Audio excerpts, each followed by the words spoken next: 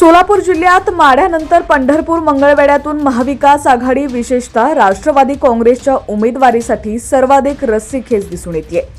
आरोग्यमंत्री तानाजी सावंत यांचे पुतणे अनिल सावंत यांनी शरद पवारांची भेट घेतल्यानंतर पंढरपूरमधून इच्छुक असलेले विठ्ठल सहकारी साखर कारखान्याचे माजी अध्यक्ष भगीरथ भालके आणि राष्ट्रवादी युवकचे माजी जिल्हाध्यक्ष गणेश पाटील यांनीही पवारांची पुण्यात जाऊन भेट घेतली आहे।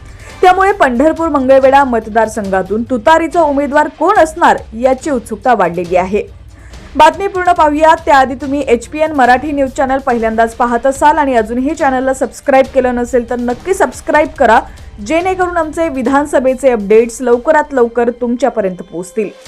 तर शरद पवार हे लवकरच पंढरपूर दौऱ्यावरती येणार आहेत। या दौऱ्यात ते पक्षाचा मेळावा घेणार असल्याची माहिती आहे। त्या दौऱ्यातच पंढरपूर विधानसभेची रणनीती आणि पुढचा उमेदवार कोण असणार हेही स्पष्ट होणार आहे।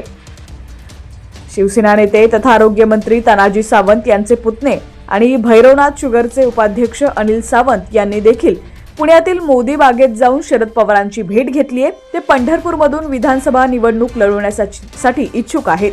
त्यांचा भैरवनाथ शुगर हा साखर कारखाना मंगळवेढा तालुक्यातील लवंगी इथं आहे।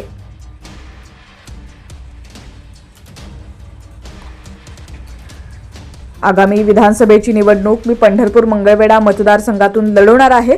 पंढरपूर मंगळवेढा मतदारसंघात आणि संपूर्ण सोलापूर जिल्ह्यात हे सर्व माहिती आहे। त्या संदर्भाची माहिती शरद पवारांनी दिली आहे। महाविकास आघाडीकडून उमेदवारी मिळावी अशी माझी मागणी आहे, असं मत भगीरथ भालके यांनी व्यक्त केलंय।